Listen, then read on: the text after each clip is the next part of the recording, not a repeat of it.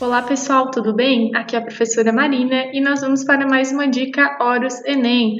Continuamos no caderno azul, prova Enem do ano 2019, na área da Química. E hoje nós vamos resolver a questão 103. Estudos mostram o desenvolvimento de biochips utilizados para auxiliar o diagnóstico de diabetes mellitus, doença evidenciada pelo excesso de glicose no organismo.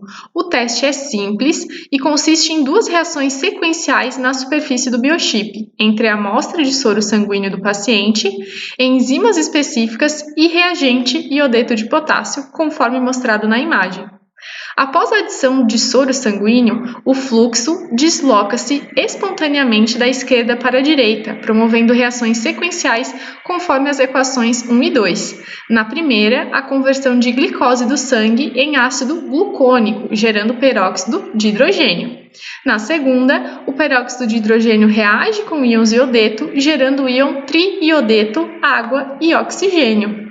O tipo de reação que ocorre na superfície do biochip nas duas reações do processo é alternativa A, análise, alternativa B, síntese, alternativa C, oxirredução, alternativa D, complexação ou alternativa E, ácido-base. Então, para a gente saber qual é o tipo de reação, a gente tem que olhar um pouquinho mais de perto, né, essas duas reações que nos foram apresentadas aí no enunciado. O que a gente consegue ver, então, nessas reações? Que elas são reações aí de oxirredução, ou seja, reações onde acontece oxidação e redução.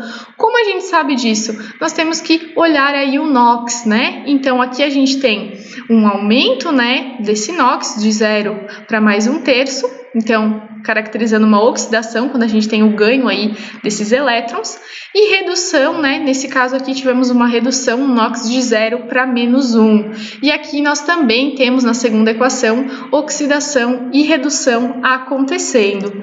Então, nesse caso, como a gente tem uma variação aí de oxidação, ou seja, uma variação do NOx, as duas reações são enquadradas como reações de oxirredução. Sendo assim, a alternativa correta é a letra C.